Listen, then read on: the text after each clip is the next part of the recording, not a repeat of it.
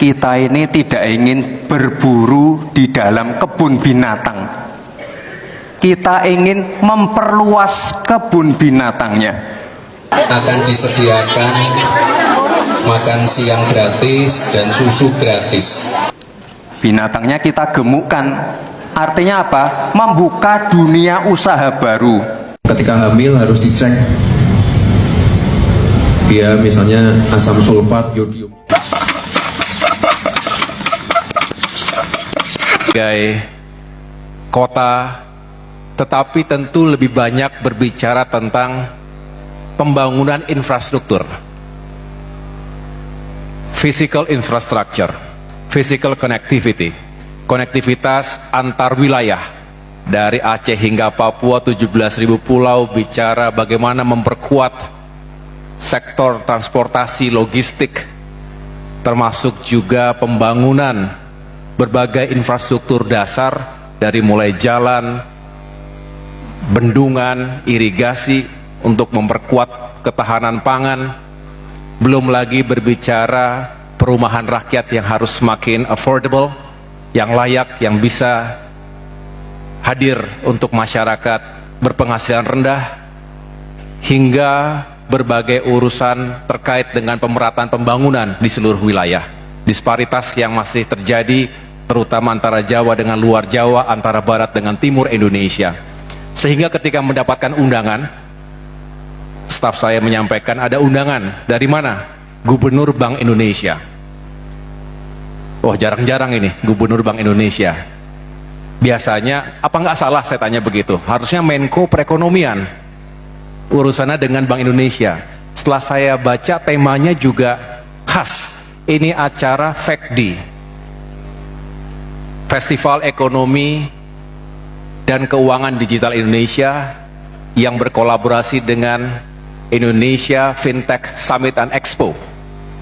Sekali lagi, ini harusnya Menko Perekonomian. Coba jangan sampai salah begitu.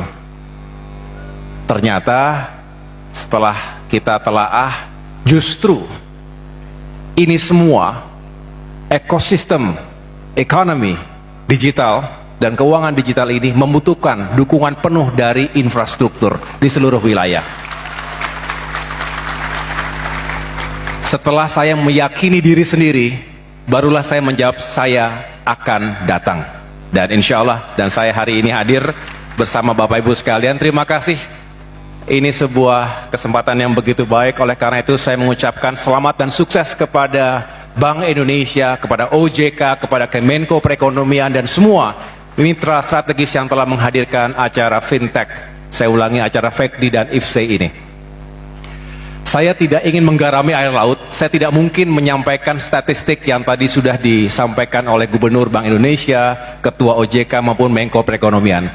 Tetapi saya ingin meng-highlight betapa promisingnya ekonomi digital Indonesia. Secara alami tentu kita terbesar di ASEAN, sudah seharusnya seperti itu. Dan visi Bapak Gubernur tadi menjadi the strongest digital economy di Asia, bahkan dunia, juga bukan sesuatu yang mustahil.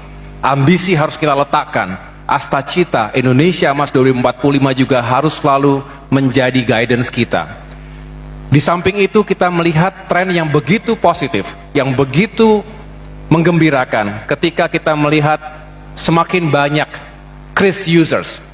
Tadi disampaikan oleh Pak Gubernur, Pak Ketua OJK, di mana-mana sekarang semakin convenient. Saya sendiri juga semakin jarang datang ke toko. Semuanya sekarang dilakukan secara online.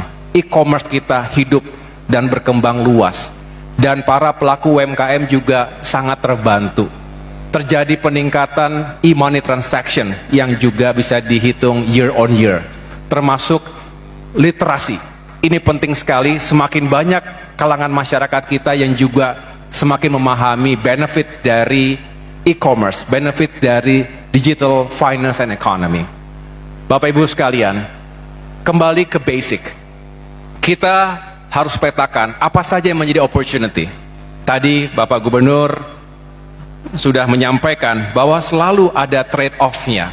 ketika kita berharap semakin inklusif sistem keuangan dan ekonomi kita, bisa meningkatkan produktivitas di berbagai sektor, termasuk juga memperluas kesempatan bagi para pelaku usaha mikro, kecil, dan menengah, dan membuka lapangan pekerjaan. Ini penting sekali, karena pekerjaan bukan hanya masalah ekonomi, tetapi masalah dignity, sosial, yang kita harus sama-sama jawab sebagai pemerintah dan tentunya juga secara moneter. Bank Indonesia, OJK juga mengambil peran yang sangat strategis.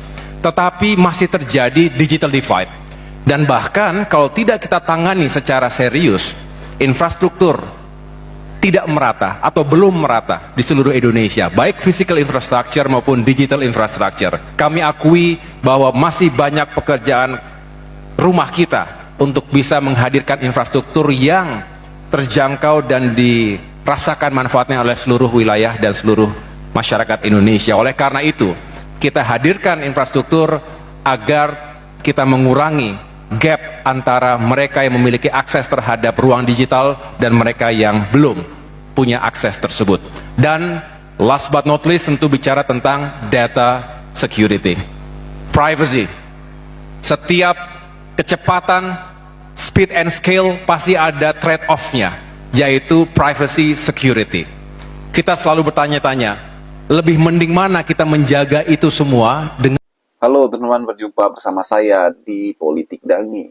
Teman-teman, ya, viral di media sosial bagaimana wawancara Gibran bersama dengan seorang host ya dari sebuah TV nasional. Yang menariknya adalah Gibran diundang ya untuk membahas banyak hal teman-teman terkait dengan jabatannya sebagai wakil presiden ya, dan isu-isu yang berkaitan dengan ia dan Jokowi teman-teman ya. Namun yang menarik ketika ditanya soal apa tanggapannya tentang banyak sekali masyarakat netizen yang menagih janji politiknya, yaitu 19 juta lapangan pekerjaan. Pertanyaan ini ya awalnya sangat menarik ya, karena ini kan adalah sebuah janji politiknya waktu debat Pilpres teman-teman. Dan itu yang ditunggu-tunggu masyarakat, ditunggu-tunggu netizen ya selama ini ya. Ketika pertanyaan tersebut diungkapkan teman-teman, yang membuat kita semakin geram ya, bahkan hostnya kayaknya tersenyum ya teman-teman ya dari raut wajahnya ya. Jawaban Gibran itu di luar nalar ya. Gibran mengatakan ya AI ya kita buat di sekolah-sekolah ya, coding ya, program ini sangat baik.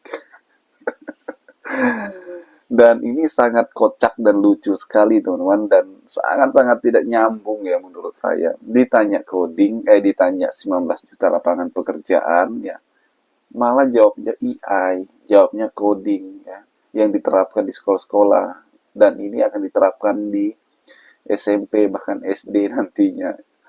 Kan nggak nyambung teman-teman ya.